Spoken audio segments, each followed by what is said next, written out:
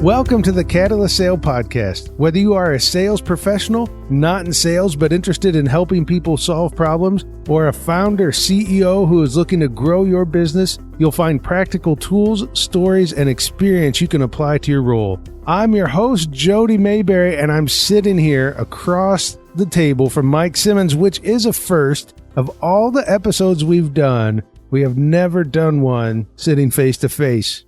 And it's great to be here, Mike. Jody, it is great to be here with you and actually see the reaction when I try to pass on bad jokes.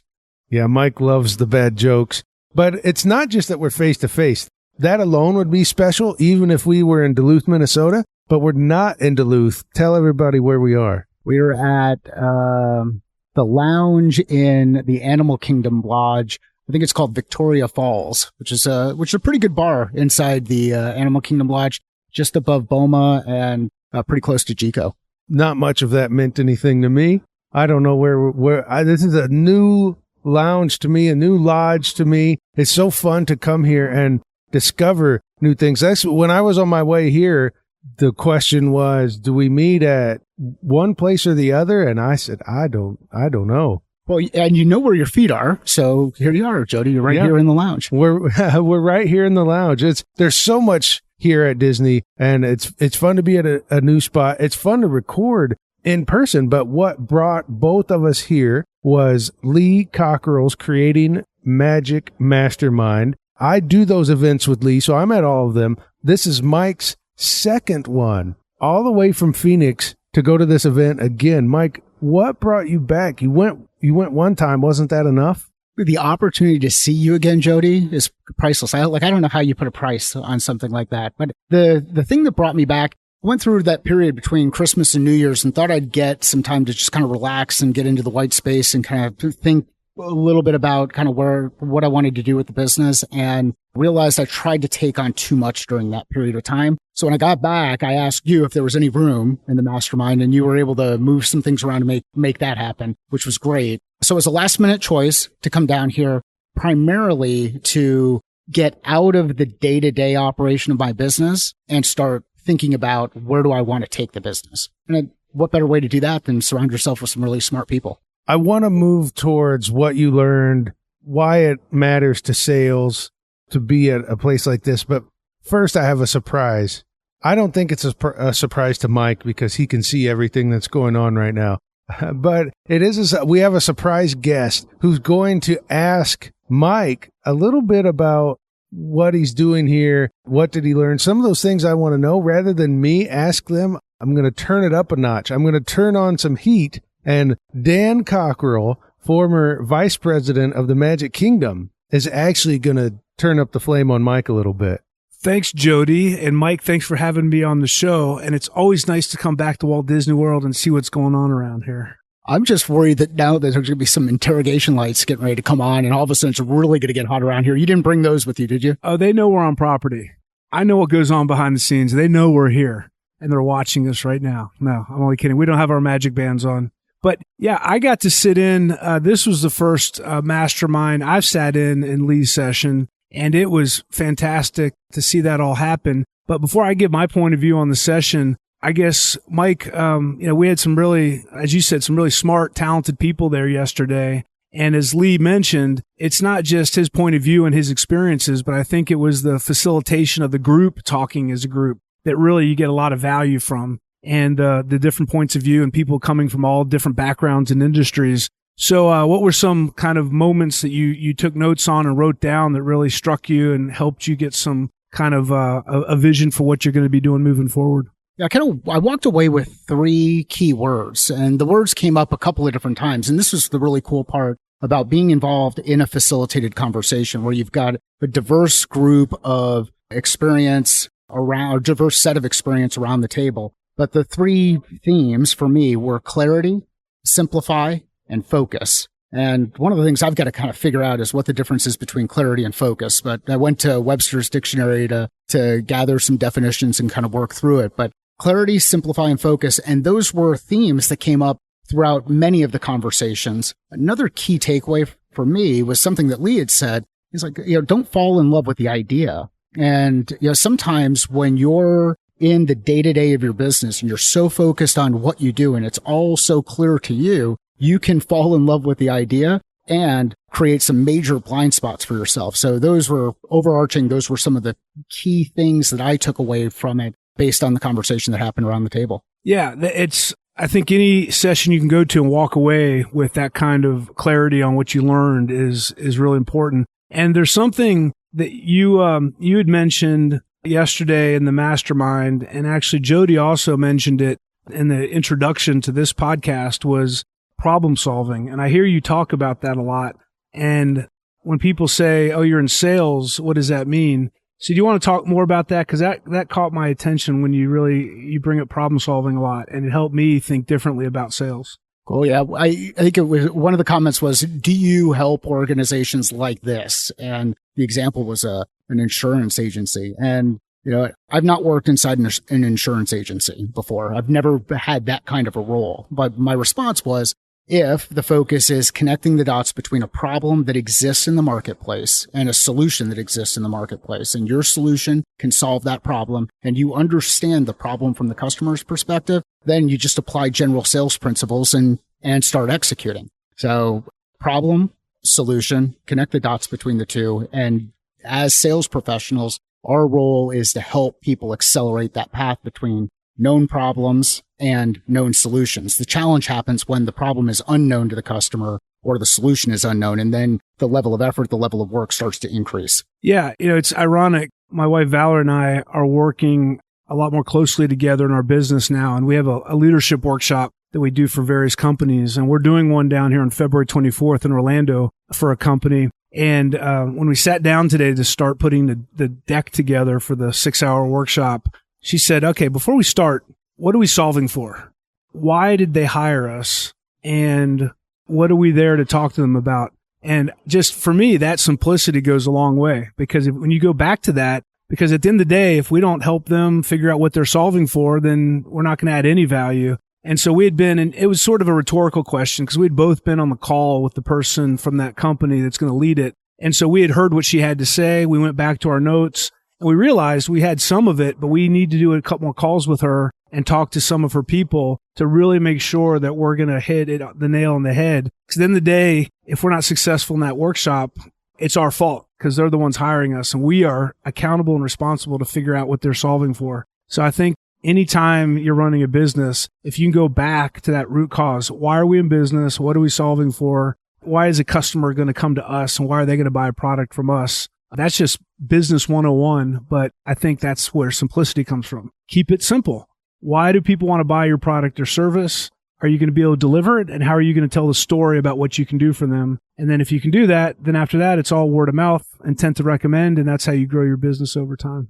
Yeah, and the theme that came up, I think, over the course of the conversation yesterday is we're all dealing with many of the same problems inside our organization. Whether we're running an orthodontics office, we're working inside a nonprofit, we are operating inside a school from a technology perspective, or we're entrepreneurs trying to build our business. We've got problems, challenges related to people, process, technology, connections, culture, change. They're all common themes. And that's why the guidance I would give anybody out there, for you that you're listening out there and you're thinking about a mastermind, whether it's one of these or another one that happens locally, the benefit is not about just meeting some people in there. It's not about spending the time and checking a box saying you've invested in yourself. It's about engaging in conversations and having those conversations help you gain new perspective on the way others are addressing challenges. And I think that's where innovation happens.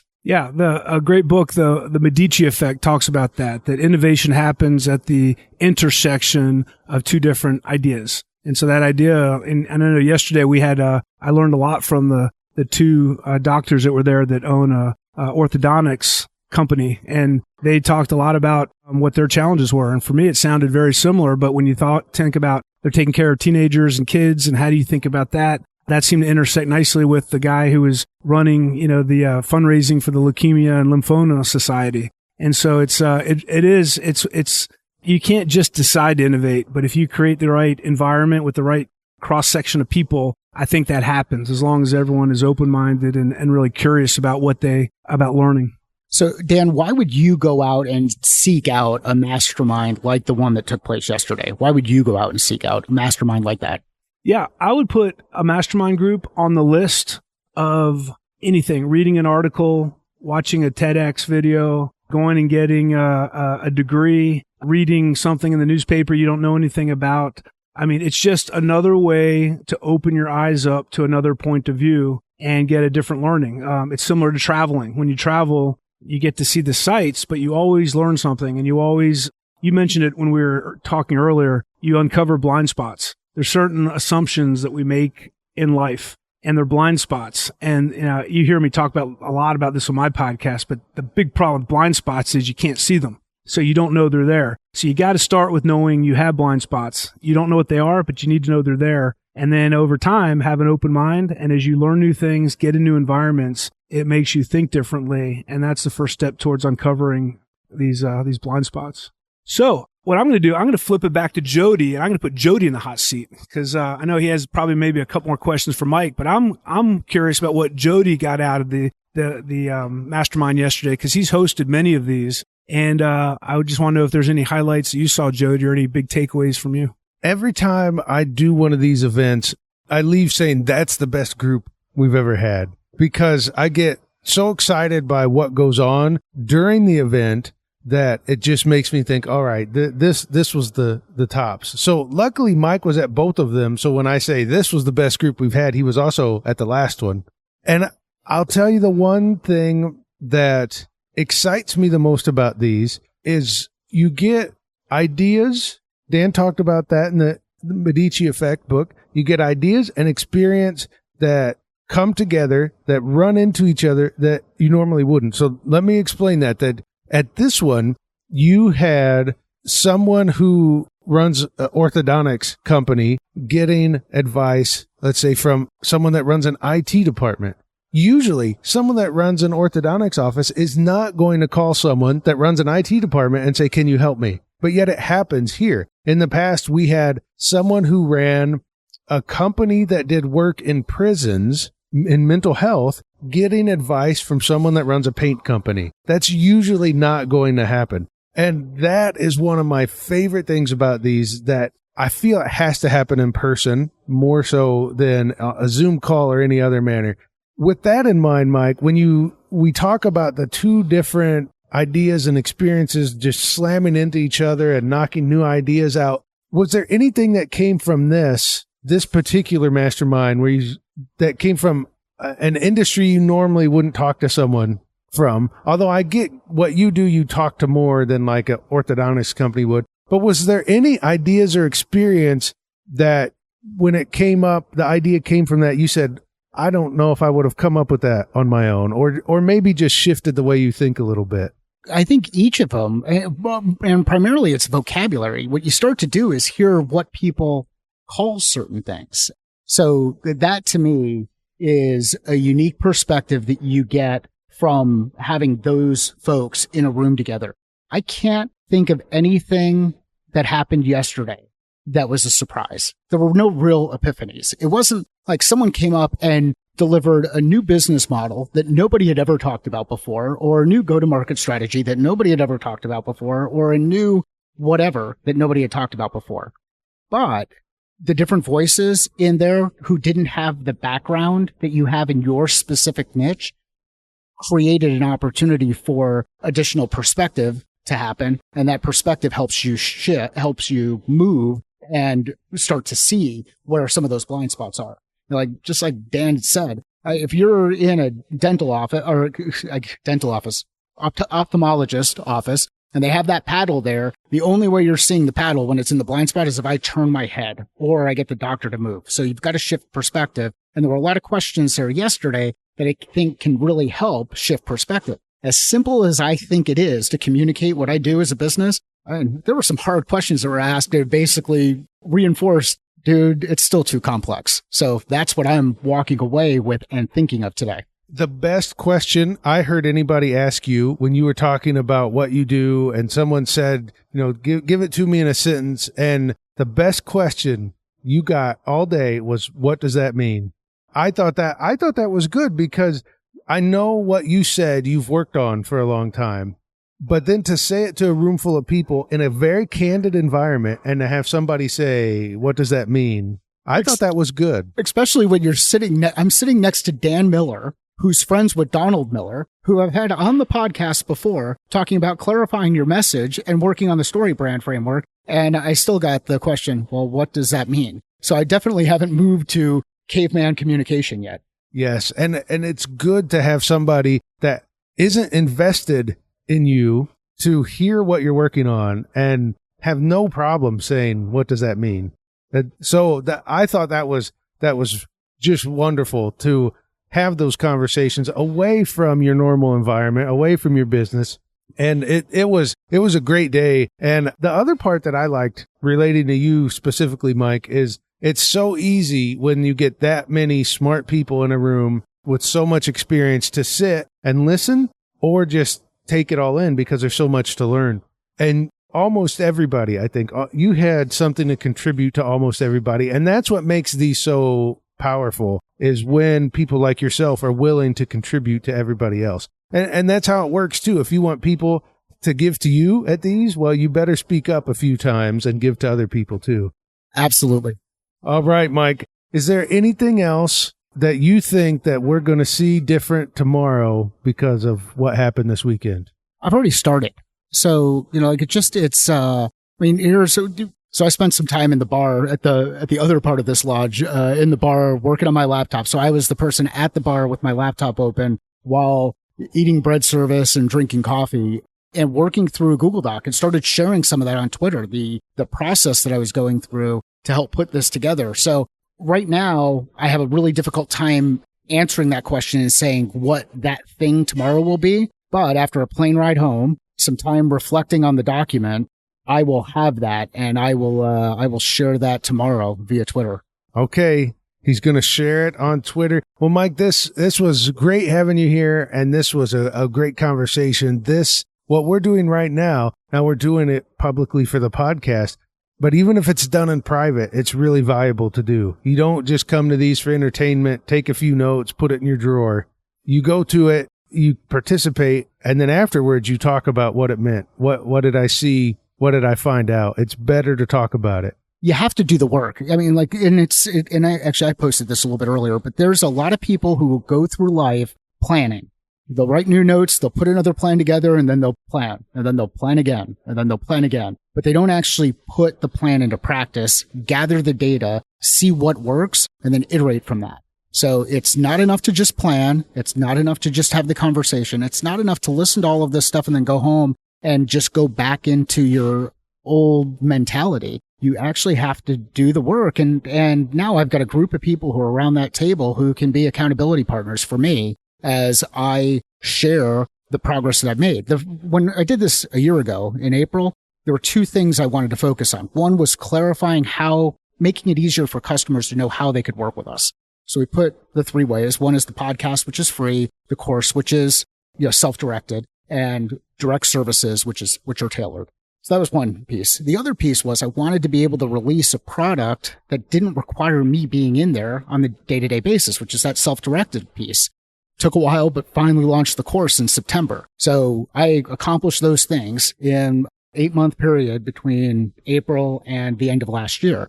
I'm really excited to see what happens next in this next year, because now I've got 11 months to put this stuff to work. Yes. All right, Mike. This has been fantastic, and I thank Dan Cockerell for joining us. And I have to mention, he's got a fabulous podcast, too, called Come Rain or Shine. It's about leadership and culture, which is also important to sales. So check that out, dancockerell.com. You can find that and everything else he does. Well, Mike, it was so wonderful to see you here in Florida. Hopefully, this is not the last time we do this. Why did you have to check your notes on your phone to say, hopefully, this is not the last time we do this? That was scripted. Thank you. Yes, well, yeah, I keep all my notes here on Evernote about our podcast. So I wanted to just see, is there anything I'm supposed to mention in the outro? So, the lights come up as we're winding down. That's just like Dan said, they know we're here. They know we're here. All right. Thank you so much, Mike. And thank you for listening to the Catalyst Sale Podcast.